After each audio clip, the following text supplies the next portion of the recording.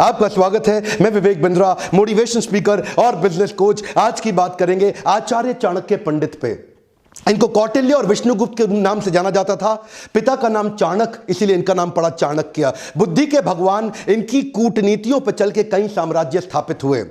आज कई बड़ी मिनिस्ट्रीज है हमारे देश में। Education minister, home minister, finance minister, defence minister, foreign minister, ये सारी सबसे इंपॉर्टेंट मिनिस्ट्री हैं। और ये ऐसे व्यक्ति थे जो सारी मिनिस्ट्रीज अकेले देखने में सबसे ज्यादा सक्षम, और इनसे ऊपर प्राइम मिनिस्टर, ये खुद आगे चल के चंद्रगुप्त मौर्य के प्राइम मिनिस्टर हुए। नालंदा के विश्वविद्यालय में ये एक प्रोफेसर थे, एक शिक्षक थे। शिक्षक होने के साथ साथ इंटरनेशनल डिप्लोमेसी कैसे बिल्ड करनी है, पॉलिटिकल गवर्नेंस कैसे लाना है, प्लानिंग कमीशन को कैसे तैयार करना है, ऑडिटिंग मैकेनिज्म को कैसे तैयार करना है, इन सब में ये इतने एक्सपर्ट व्यक्ति। अगर आप भी बुद्धि अपनी बिल्ड करना चाहते हैं, बुद्धि का विकास चाहते हैं, इस वीडियो को ध्यान से देखिए। ये समुद्र शास्त्र में भी पारंगत थे। क्या होता है समुद्र शास्त्र? एक इंसान से बात करते वक्त उसके चेहरे को देख के बता देंगे कि व्यक्ति सोच क्या रहा है। इतना एक्यूरेट प्रेडिक्शन देंगे उसके बिहेवियर के बारे में, उसके इमोशंस के बारे में, उसके रिएक्शंस के बारे में।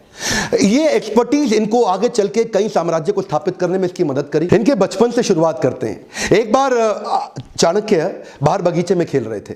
पीछे से इनके घर में एक एस्ट्रोलॉजर ज्योतिषी आया, जो उनकी मां से जब मिला तो उन्होंने चाणक्य की पत्री देख के बोला कि ये तो आगे चल के इसके जीवन में राजयोग लिखा है, ये आगे चल के देश का बड़ा प्रधानमंत्री भी बन सकता है।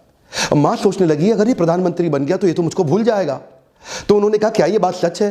बोला इसकी पुष्टि करनी हो तो चाणक्य के दांत को देखना, सामने वाले दांत पे उसके नागराज का एक चिन्ह होगा। और वो पुष्टि करने के लिए जब मां ने बुलाया तो देखा कि चाणक्य के दांत पे वो चिन्ह था। तो मां रोने लगी, बोली तू आगे चल के राजयोग के चलते प्रधानमंत्री बनेगा, मुझको भूल जाएगा। इतना सुनते ही चाणक्य ने पत्थर उठाया और अपना दांत तोड़ दिया और क्या बोला, मां तेरे प्रेम के चलते मैं ऐसे हजारों राजपाट तुरंत खत्म कर दूंगा। इससे पता चलता है चाणक्य को कभी सत्ता का लोभ नहीं था। आगे चल के देशभक्त चाणक्य तक्षशिला के प्रधानाचार्य बने, प्रधानाध्यापक बने। उन्हीं दिनों सिकंदर पूरी दुनिया को जीतते हुए भारत की तरफ बढ़ रहा था। सोने की चिड़िया भारत को लूटने के लिए वो आक्रमण पे आक्रमण कर रहा था, पोरस को हरा चुका था। और चाणक्य के मन में उन दिनों एक ही सपना था, क्यों ना अखंड भारत का निर्माण किया जाए, एक शक्तिशाली राजा को खड़ा किया जाए। ये अलग अलग राजाओं से इन्होंने मिलना शुरू किया। उस समय मगध जो सबसे बड़ा साम्राज्य था नंदा डायनेस्टी का, आज के समय में जो उड़ीसा है, बिहार है, उत्तर प्रदेश जो आज का समय है, वो सारा सब उस समय मगध कहलाया जाता था। और नंदा डायनेस्टी का सबसे बड़ा राजा धनानंद, ये उसके पास गए और उसको इन्फ्लुएंस करने का प्रयास किया कि क्यों ना सिकंदर के खिलाफ हम तैयारी करें। और तब इन्होंने कहा, अच्छा उस समय धनानंद बिजी था, किन चीजों में बिजी था? वो प्रजा से कर वसूलता था, टैक्स लेता था और उसको अपने जुए सट्टे लॉटरी में, पर स्त्री गमन में, अपने भोग विलास के अंदर खर्च कर देता था। इन्होंने इसको समझाया कि राजा का कर्तव्य है कि समाज से पैसा ले, जो आप टैक्स लेते हैं उसको समाज सेवा में लगा दें। और धनानंद को गुस्सा आया, बोला ए पंडित, तुम अपनी पंडिताई करो, मुझको राजपाट ना सिखाओ, सिकंदर यहां तक नहीं पहुंच पाएगा। जब चाणक्य ने इनको दोबारा समझाने का प्रयास किया, इन्होंने धक्का मार के उसको गिरा दिया नीचे। और जब चाणक्य नीचे गिरे तो उनकी शिखा खुल गई और बोले तेरी यही शिखा काट देंगे। उस बात पर चाणक्य को बहुत बुरा लगा। उस दिन उन्होंने एक संकल्प ले लिया कि मैं ये शिखा तब तक नहीं बांधूंगा। This is called converting anger into resolution. उन्होंने अपने क्रोध को संकल्प में परिवर्तित किया। बोला उस दिन तक शिखा नहीं बांधूंगा जब तक तेरे साम्राज्य को उखाड़ के एक अखंड भारत का राजा ना लाकर खड़ा कर दूं। बहरहाल अब चाणक्य को लगने लगा कि अब समय आ गया कि मुझे ही किसी को कल्टीवेट और बिल्ड करना पड़ेगा। चाणक्य की डिटर्मिनेशन आपको इस बात से समझ में आएगी कि उन्होंने एक यंग लड़के के प्रति अपना जीवन समर्पित कर दिया, जिसका नाम था चंदू। इसका नाम आगे चल के पड़ा चंद्रगुप्त। इसको उन्होंने ट्रेनिंग दी, बहुत सारे संस्कार और सारे प्रकार के शास्त्र उसको सिखाए। इमेजिन करिए, ये 17-18 साल के लड़के चंद्रगुप्त की मदद से इन्होंने सोचा कि मैं सिकंदर के साम्राज्य को उखाड़ दूंगा। चंद्रगुप्त को खुद को भी विश्वास नहीं था, लेकिन उनको निष्ठा थी, उनकी शरणागति थी चाणक्य पंडित के प्रति। चाणक्य उनको एडवाइस करते चले गए, गाइड करते चले गए। चंद्रगुप्त उनकी सारी बातों को मानते चले गए। ये कहते थे कि शत्रु की दुर्बलता जानने तक उसे अपना मित्र बनाए रखो। चंद्रगुप्त हैरान, बोले सिकंदर को मित्र कैसे बनाएंगे? चाणक्य ने तभी चंद्रगुप्त को समझाया कि तुम इनकी सेना में शामिल हो जाओ। किसी प्रकार से इन्होंने छोटे से बालक को उनकी सेना में घुसाया और उनका एक फेथफुल सिपाही बना दिया, जिससे अंदर की सारी जानकारियां अब चाणक्य के पास आने लगी। चाणक्य को इतना समझ में आ चुका था कि बहुत दूर से ट्रैवल करती हुई लाखों की सेना सिकंदर की शरीर से अब थक चुकी है। बोला अब इनको मन से थका देंगे। इन्होंने अंदर भ्रांतियां फैलानी शुरू कर दी सिकंदर की सेना के बीच में। देखिए, सिंध नदी अभी तक पार नहीं कर पाया था, भारत में अभी तक घुस नहीं पाया था पूरी तरीके से, और वहां भ्रांतियां फैला दी कि हमारे जो देश, भारत के जो देवी देवता हैं वो तुमसे नाराज हो चुके हैं। इन्होंने अजीबोगरीब काम कराए। कभी कभी अलग अलग दिनों में खाने में जहर मिला देते थे, द्विकंटक नीति के साथ छोटे छोटे अटैक करा देते थे, उनके देश के झंडे को जो पहाड़ पर लगा हुआ है उसको जला देते थे, अलग अलग प्रकार की विस्मक भ्रांतियां फैला देते थे, लोगों के अंदर कंफ्यूजन, आपस में उनको लड़वा देते थे। 15, 16, 17, 18 साल के 10-15 लड़कों की मदद से इन्होंने उस सेना को खोखला बनाना शुरू किया, उनका मनोबल तोड़ना शुरू किया। सिकंदर ज्यादा लंबे समय तक रुक नहीं पाया। क्या कहते हैं, जो जीता वही सिकंदर? गलत है सर, जो जीता वही सिकंदर नहीं, जो जीता वही चंद्रगुप्त मौर्य। ये किसी को नहीं पता, सिकंदर भारत में कभी घुस ही नहीं पाया। चंद्रगुप्त मौर्य केवल गाइडेंस लेते रहे आचार्य से, और आचार्य चाणक्य पंडित की गाइडेंस में पूरी सेना को उखाड़ के बाहर कर दिया। इससे क्या हुआ, अब इनमें कॉन्फिडेंस बहुत आ गया। 5000 हाथी घोड़ों की एक सेना बना के सोचे कि मगध की राजधानी पाटलिपुत्र पर जाकर के एक हमला कर देते हैं और धनानंद को भी उखाड़ देंगे। अब ये ओवर कॉन्फिडेंस इनके लिए नुकसानदायक रहा। ये पहुंच तो गए 5000 की हाथी घोड़ों छोटी सी सेना लेके, लेकिन आधे दिन के अंदर दोपहर होते होते ही मगध की सेना ने इनको उखाड़ के बर्बाद कर दिया, खत्म कर दिया। किसी प्रकार से चंद्रगुप्त चाणक्य ने अपनी जान बचाई, भाग करके एक झोपड़ी के पीछे जाके छिप गए। अंदर मां कुछ खाना बना रही थी बच्चे को लेके, और बच्चा वो जो गरम गरम खिचड़ी थी खौलती हुई, उसमें हाथ डाल के जैसे ही खाना खाने लगा उसका हाथ जल गया। और तभी मां चिल्लाई, अरे पागल हो गया है तू, तो चाणक्य की तरह मूर्ख है, खिचड़ी के अंदर गरम गरम हाथ डालेगा तो जल ही जाएगा।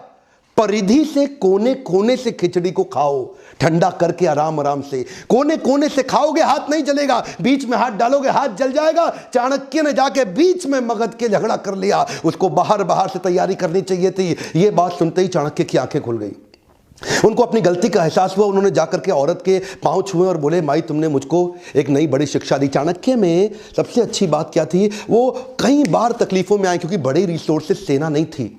धनानंद उस समय सबसे बड़ा साम्राज्य था उनका, नंदा डायनेस्टी का, लेकिन इन्होंने जाकर के 7 स्ट्रैटेजीज बनाई। पहली जो उन्होंने मां से वही सीखी कि परिधि पे हमला करो।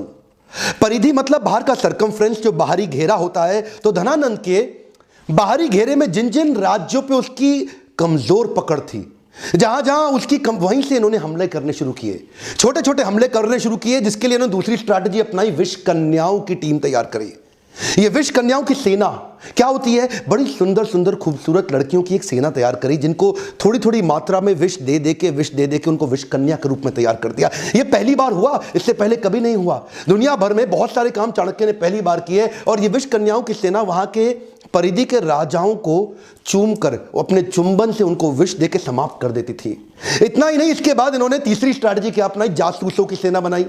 इतने जासूसों को ट्रेनिंग दी कि जासूसों को कैसे बढ़िया जासूसी करके सारी खबर अंदर की लाके देनी है। अब चाणक्य को समझ में आ गया, स्ट्रैटेजिकली चलेंगे। ये क्या कहते थे, शत्रु के साथ लेकर के कभी गुस्से से शत्रु के बारे में मत सोचो। अगर गुस्सा आ जाएगा शत्रु के खिलाफ तो आपकी एनालिटिकल एबिलिटी खत्म हो जाएगी।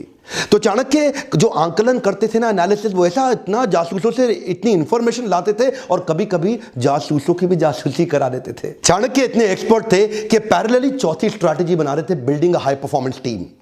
ये इन्होंने कैसी करी, इन्होंने वात्सायन मुनि का एक वेश धारण कर लिया, और ये जानते थे कि अगर बड़ी सेना बनानी है तो उनके मन, बुद्धि और आत्मा को जीतना पड़ेगा। एक पॉपुलर अपने आप को वात्सायन मुनि के भेष में जाकर के लोगों को जगह जगह कथा प्रवचन करते थे, और उनको धीरे धीरे इंस्पायर करते थे कि तुम चंद्रगुप्त की सेना को ज्वाइन कर लो।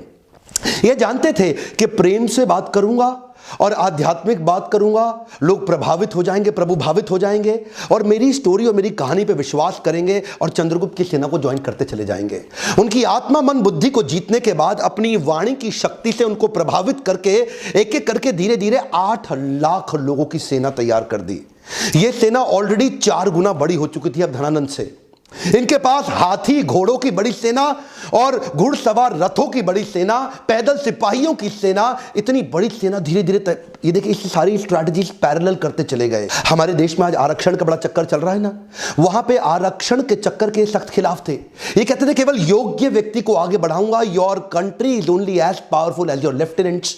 तो अपने लेफ्टिनेंट को चूज करते थे, जो आदमी योग्य है उसी को आगे बढ़ाते थे। उनके ट्रेनिंग कैंप्स पे क्या कहते थे कि राजा को अपने आसपास के लोग बुद्धिमान और योग्य रखने चाहिए, चापलूस लोग नहीं चाहिए जो केवल आपकी तारीफ करते रहे। चाणक्य श्लोक बोलते थे, दुर्जनेषु च सर्पेषु वरम सर्पो न दुर्जना, सर्पोदंशति कालेना दुर्जनस्तु पदे पदे। चाणक्य कहते थे दुर्जन मतलब दुष्ट व्यक्ति और सर्पेशु मतलब सांप, इन दोनों में से सांप अच्छा है।